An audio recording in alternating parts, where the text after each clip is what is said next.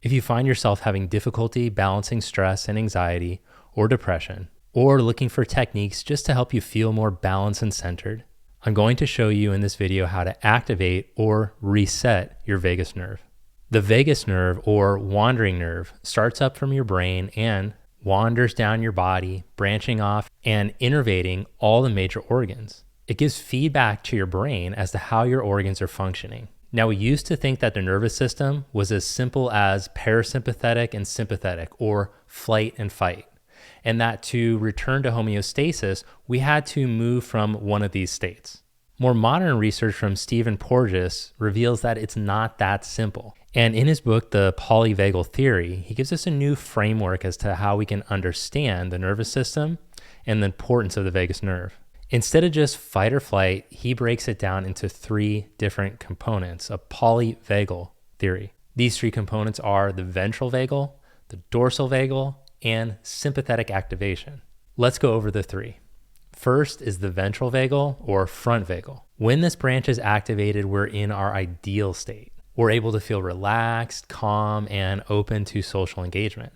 Next is the dorsal vagal, or the back branch. When the dorsal vagal is activated, we start to shut down. This leads to immobilization and we're prone to lethargy. Now, problems arise when we get stuck in this state and we're not able to reset or move out of it. From a physical standpoint, the muscles get locked up.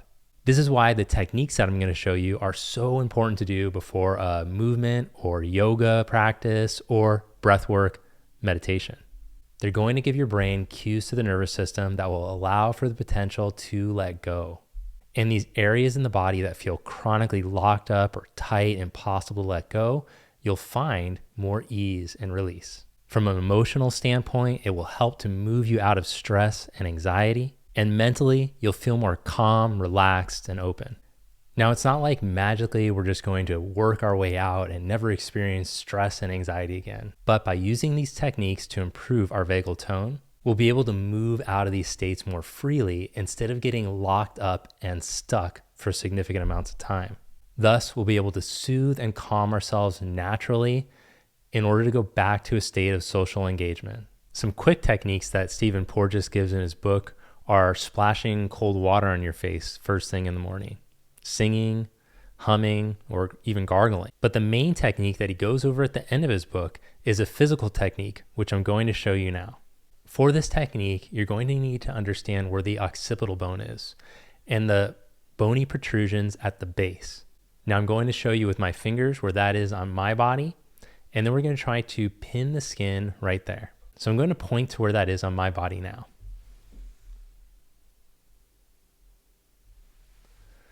So here I have my fingers on the bony protrusion at the base of the occipital bone. For this technique, sit up straight and tall. Place your fingers gently on the skin just at that bone. Now, gently move the skin to the right, just gently pulling the skin, and then to the left.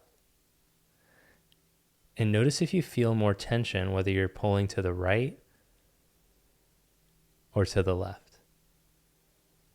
So for me, when I pull the skin gently to the left, I feel a little bit more resistance or tension. So whichever direction that was for you, gently pull the skin to that direction and hold.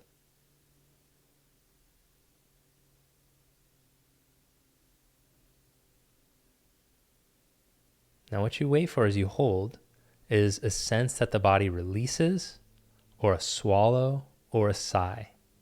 And for me, I felt the muscles right underneath all drop and release. So I'm going to remove my hand and just notice the sensation. Wow, I can feel a significant release after that. Who would have guessed that something so subtle can be so profound? Let's do it on the other side. Bring your hand to that skin, gently pull to the left, and gently pull to the right. To the left and to the right. Now it feels like when I pull to the right, it's tighter. So I'm going to gently pin and pull to the right and hold.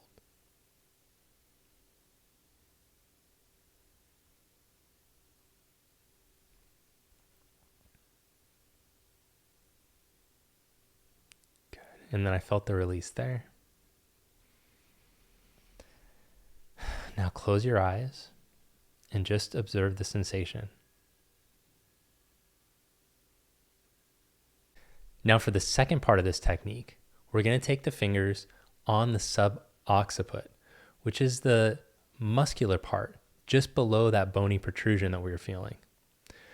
From here, similarly, let's move the skin to the right and then to the left. Right away, I can feel it's to the right for me. So I'm going to pin that skin with my right hand. With my left hand, I'm going to take my fingers to the bony protrusion. As I pull to the right gently with the right hand, I'm going to pull with my left hand the opposite direction.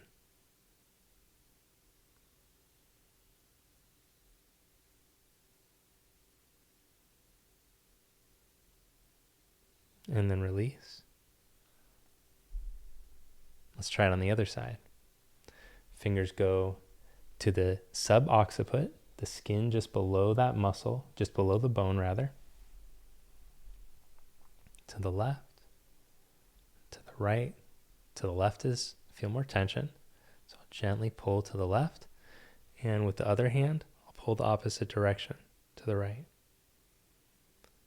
Again, we're just looking for a very gentle pull of the skin.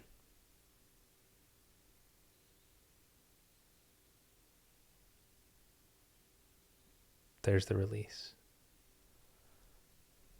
Now sit with your eyes closed.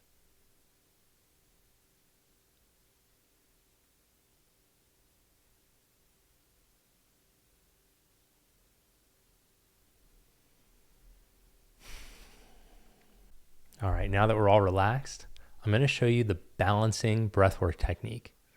This pranayama technique from yoga introduces diaphragmatic breathing, which is key to stimulating the vagus nerve. So first, we're just going to learn how to breathe diaphragmatically. There's going to be 3 levels to this breath. First, just sit up straight and tall in your seat with your feet firmly rooted on the floor evenly. Then bring your hands to your rib cage. Now, as you breathe in, let the rib cage expand out to the sides like an accordion. And as you breathe out through your nose, feel the ribs draw back in and down.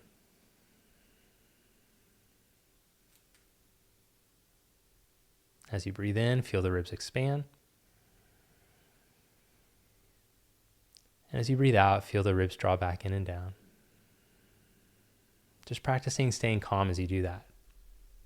The second part of the technique is incorporating what's called an ujjayi breath, or a slight constriction in the back of your throat so that the breath makes sound. It's kind of like the sound of an ocean or trying to fog up a mirror. So we'll do this technique. Hold your hand and with your mouth open, pretend like you're trying to fog a mirror. Now see if you can do it with the mouth closed. Got it? Now this final part, it was most challenging for me, but you can see if you can do it with the mouth closed as you breathe in.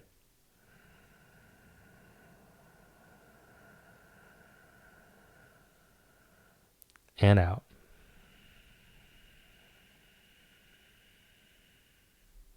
And with the diaphragmatic breath.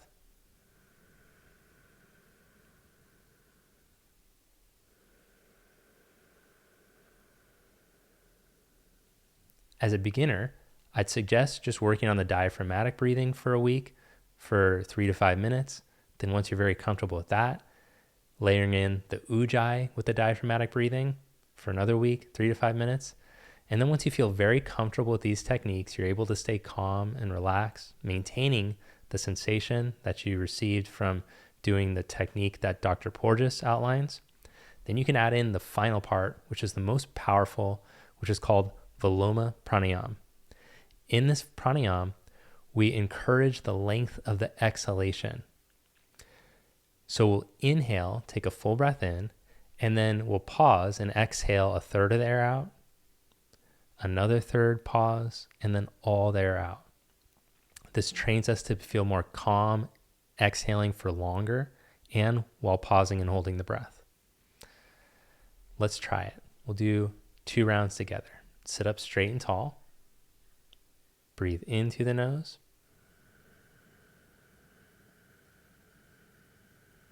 Pause, breathe out a third. Pause, breathe out another third. Pause and let it out. Again, breathe in. Pause, breathe out a third. Another third. All the air. As you get more comfortable and confident with that, you can gradually increase the length of the inhalation and the length of the pauses in the exhalation. Thanks for watching, and let me know how these techniques for you went below. If you'd like to join me for a free 30-day yoga program where I also incorporate breathwork and meditation techniques, then click this link.